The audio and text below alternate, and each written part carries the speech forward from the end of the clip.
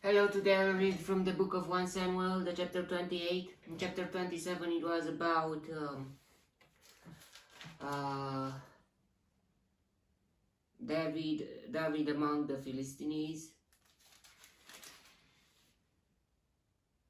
He had his army of 600 men went to the Philistine country and to Achish, and somehow Achish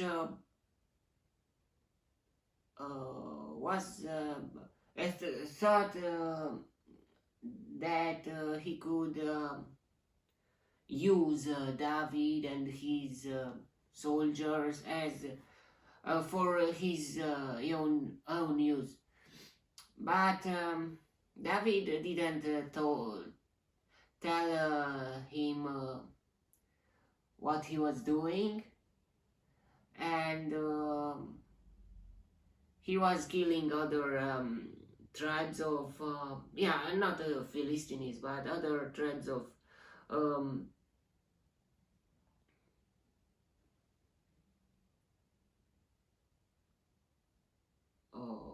Canaanites, like Geshurites, Girzites, Amalekites, and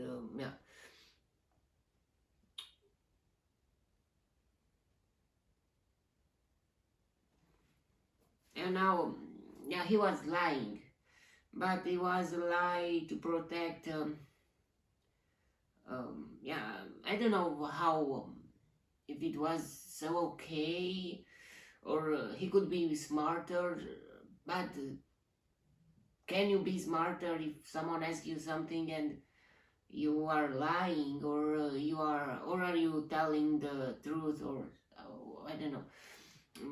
You're not lying. As a Christian, you must not lie, but still you can ignore it or make something, I don't know, or change the subject if it is possible, or say something that can denote him, can show him something, something that can protect the reality if it's but still to not lie, or it's very weird, and I don't like even to think about those cases, but still we must think about it. And is it true, the truth more important than the secret that you are keeping? The secret, maybe it's something that someone that you are protecting, or and it's a bit a choice, like a choice. What would you choose? To say the truth, and that truth could put in danger the one who want, if you want to protect someone, or to make something else, or to lie, and you're lying, it's a sin, but it's better than with your attitude, with your own character, with your own soul. You're make your soul. You are put some sins and make some sins. Like here, to protect someone. God, the Bible is saying that the love is the most important, the strongest thing, and beside that, there are the others.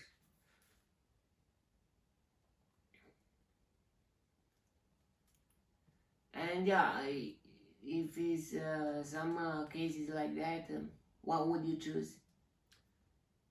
Because it's a thing there too. Just you must not think just I must say the truth, and if I don't say the truth is a lie, and I'm a liar, I'm a sinful person. But you must think like that. To lie or to or to say the truth, or to love. And if I love the one who I want to protect, what could I do? Is to lie or something like that. And if is that the only way, but you must be not you must not fall into that box of thinking I must choose this or that. Maybe you can think out of the box somehow, but it's yeah, maybe sometimes you cannot. Okay, now let's see what's happening in the chapter 28. In those days, the Philistines gathered their forces to fight against Israel. Achish said to David, "You must understand that you and your men will accompany me in the army."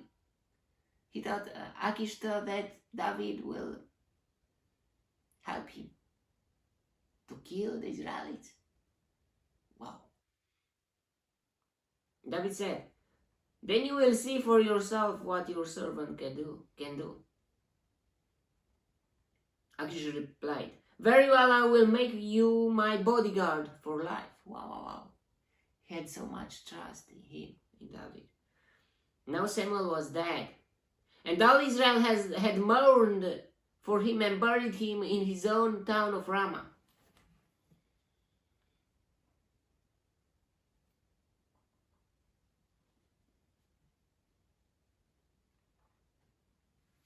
Saul had expelled the mediums and spiritists from the land because he had Samuel, but now Samuel died. The Philistines assembled and came and set up camp at Shunem.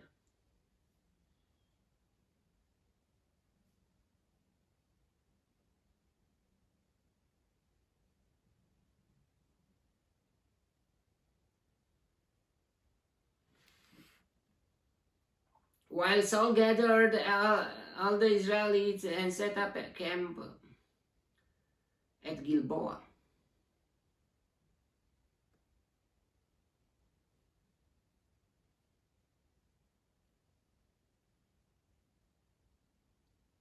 When Saul saw the Philistine army, he was afraid. Terror filled his heart. He inquired of the Lord, but the Lord did not answer him by dreams or Urim or prophets. Yeah. Didn't it happen into your life that even if you you ask the prophets, is God saying something for me? And they are praying. And they say, after praying, they say, nothing. God showed me nothing. And somehow my life now at the moment is something like that. Maybe it was always like that. Not always, with some exceptions. But still, there is, yeah, but I really need some answers, and not just answers. I really need to see the way that I must step into it. And I'm still thinking, God, what are you doing? I mean, what? Not what are you doing, God? Is God? What should I do? Which way is the way you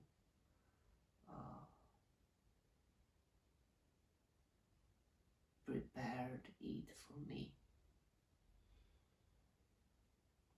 Yeah, it's something. Okay, let's continue.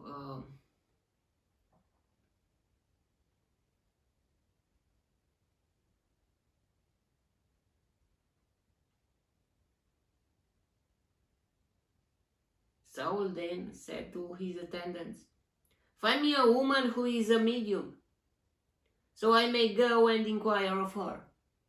We must be very careful if the prophets of the God, if the people with Holy Spirit gifts, they have no answer for you, even if you ask them, inquire them, or how uh, inquire. If you don't go to the wizards or to the people that are with negative, the people that live in the dark, and they have dark spirits on them, because you will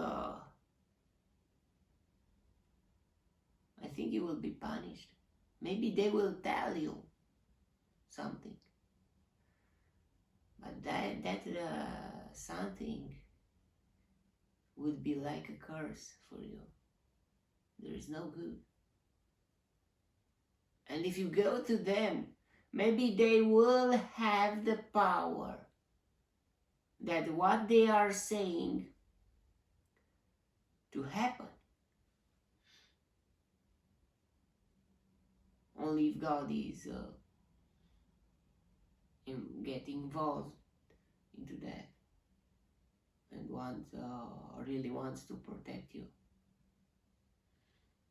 So we must be very careful. If God's answer is no answer, we must accept it.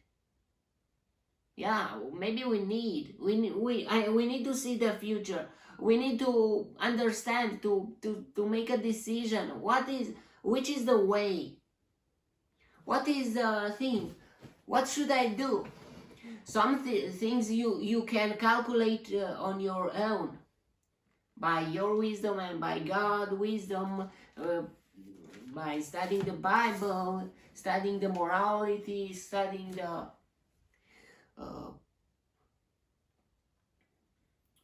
things, path on the way, which is heavier, which is more important. But still, for lots of cases, there are no. You cannot do that. You don't know what to do. You know nothing. If you know nothing about what is the next step, for me, I think, yeah, one small step, but there are lots of more steps. And I still don't know what is the answer, why. Why this, why that, why not?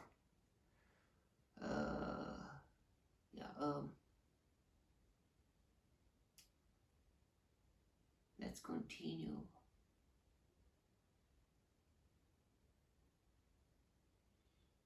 Find me, O you woman, who is a medium, so I may go and inquire of her. There is one in Endor, they said. So Saul disguised himself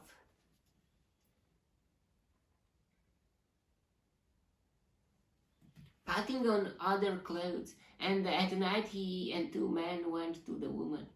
Consult a spirit for me, he said, and bring up for me the one I name. But the woman said to him, surely you know what Saul has done. He has cut off the mediums and spiritists from the land. Why have you set a trap for my life to bring about my death? Saul swore to her by the Lord, as surely as the Lord lives, you will not be punished for this. The woman asked, whom shall I bring up for you? Bring up Samuel, he said. When the woman saw Samuel, how could she do that? I mean, how could she know who to bring? I mean, and to see it. I mean, because Saul was thinking, and I don't know, it's very interesting. I mean,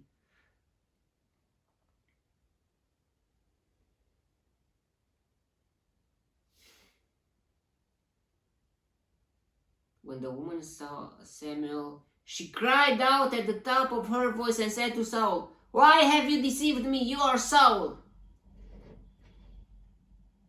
The king said to her, "Don't be afraid. What do you see?"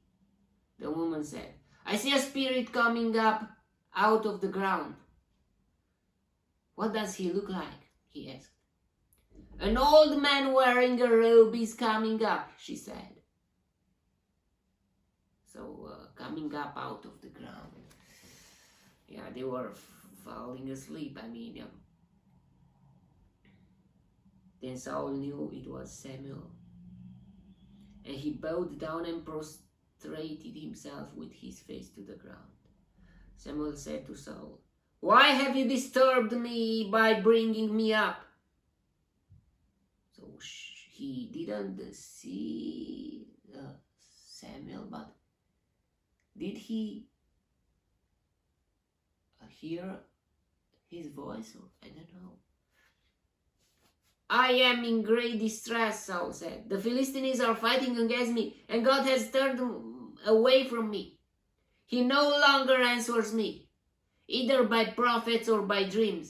So I have called on you to tell me what to do." Samuel said, "Why do you consult me now that the Lord has turned away from you and become your enemy? The Lord has done what he predicted through me. The Lord has torn the kingdom out of your hands and given it to one of your neighbors, to David. Because you did not obey the Lord or carry out his fierce wrath against the Amalekites, the Lord has done this to you today.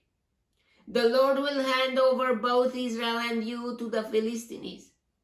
And tomorrow you and your sons will be with me. The Lord will also hand over the army of Israel to the Philistines."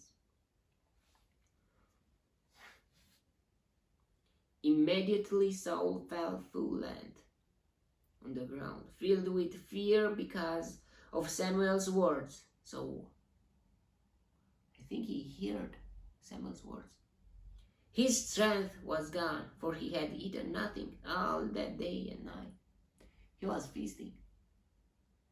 We remember that when he was fighting against at that war.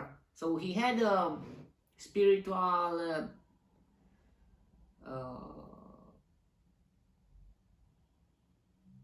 discipline. He knew about those things. When the woman came to Saul and saw that he was greatly shaken, she said, "Look, your maidservant has obeyed you. I took my life in my hands and did what you told me to do. Now please listen to your servant and let me give you some food so you may eat and have the strength to go on your way." He refused and said, "I will not eat." But his man joined the woman in urging him, and he listened to them. He got up from the ground and sat on the couch. The woman had a fattened calf at the house, which she butchered at once. She took some flour, kneaded it, and baked bread without yeast. Then she set it before Saul and his men, and they ate. That same night they got up and left. So we saw that even she was a medium, she was not an evil, like a medium with spirits, and yeah, she was with that, but she has she had has a kind heart too. She had mercy. He was not like a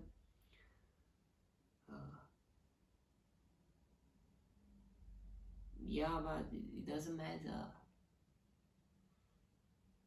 You must not play with evil things, never. She should be killed because of that. From the God's law, she was talking with the dead people.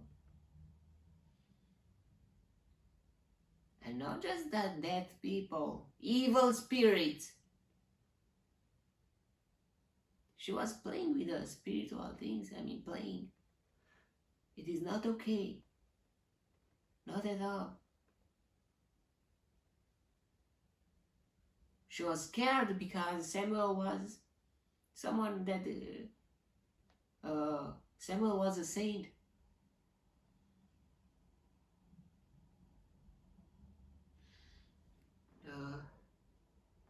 Or why she was scared?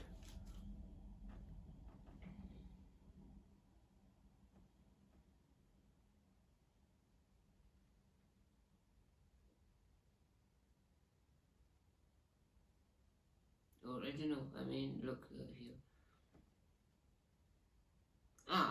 But she found out that she saw that he is Saul.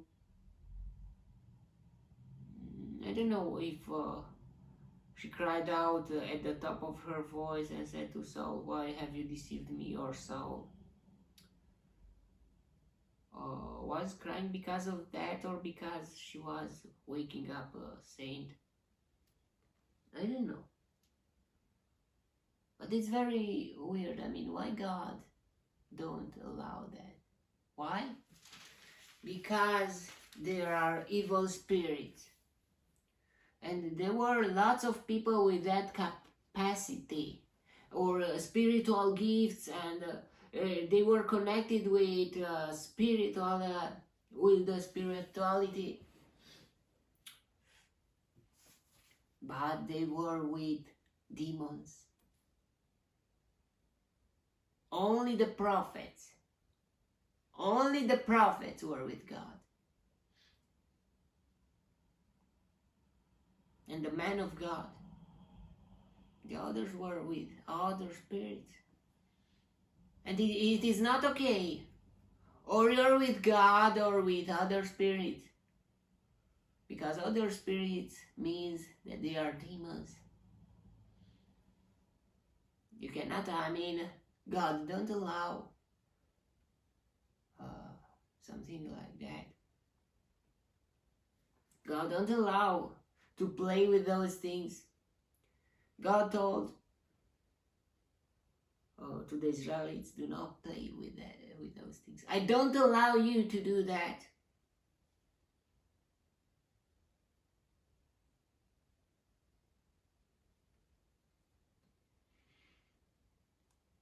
Because we saw how the demons, how destruction brought to the humanity. Such a destruction and immorality, and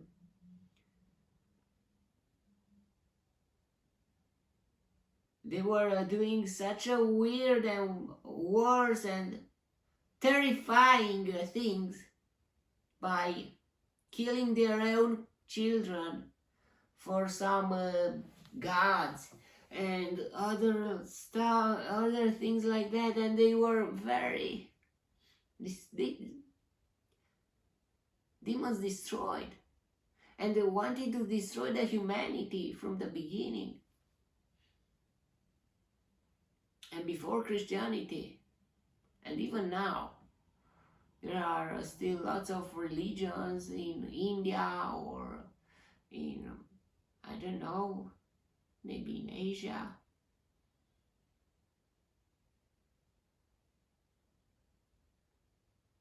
Maybe in Africa too, that they are with demons. They are cannibals, they are doing lots of weird stuff.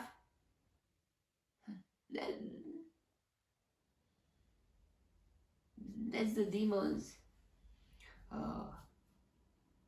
work. They want to destroy the humans, the human race.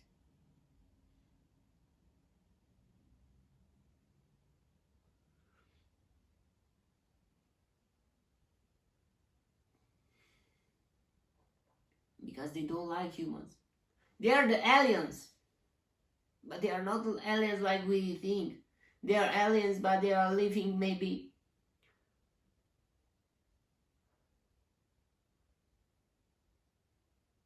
I don't know who was first on the earth, Adam and Eve, or the serpent was there too.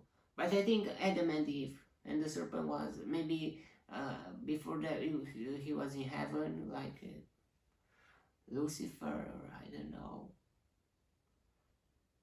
So they are aliens because they are not made from the ground. We belong here. Our body is made from this ground, and we are turning into the ground again. So yeah, this is our home. But for them, they are not from the spirit. The earth is not their home. Even if they lived maybe, I don't know if before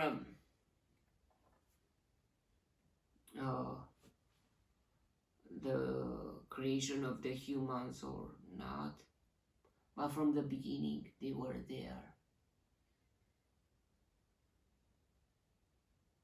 But they are aliens because they are not made from the ground, from flesh and bones. They are made from spirit, from I don't know, from energy, from wind, from I don't know, from light. But they are not made from ground like us. So if God told, God created the human like as his own image,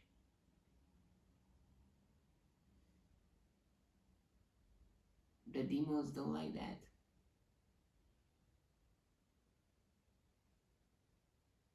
And they want to get revenge. They want to destroy us.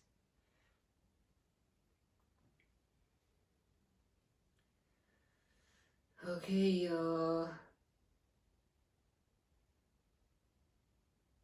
that was the chapter. Was we saw what happened.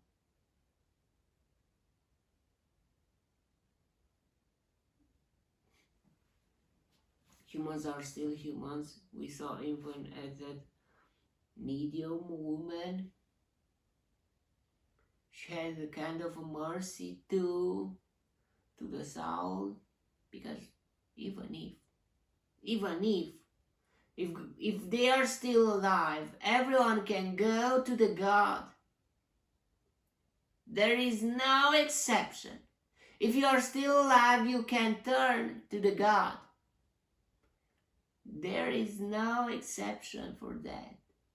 You're a medium, you're a wizard, you are with demons, you are with... God can save you. And maybe God can make you a prophet. From a wizard to a prophet. Wow. Wizard, they are with demons, but the prophet is with the power of God.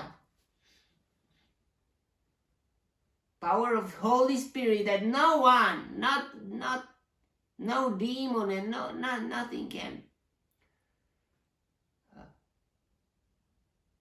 be stronger, because Holy Spirit is God. And yeah,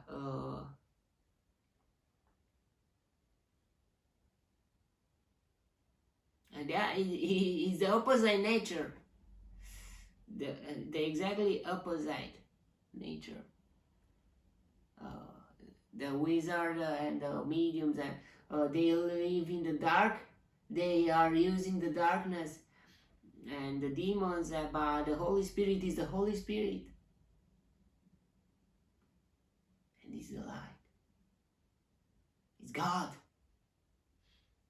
and no one can face God. I mean, can go against God. He's the creator of the universe, and it's God. Okay, that was the chapter.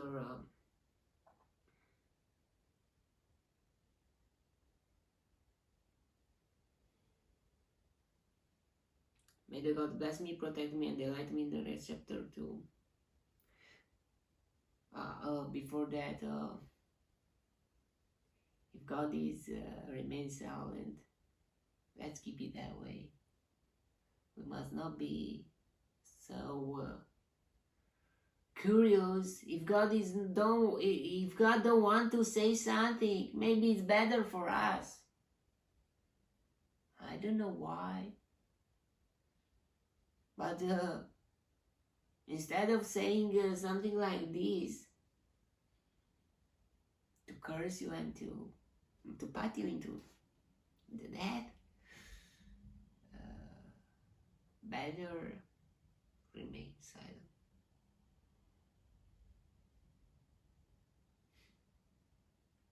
But better go, I don't know, or you can insist. God like that you to insist, but don't go to the dark side, never.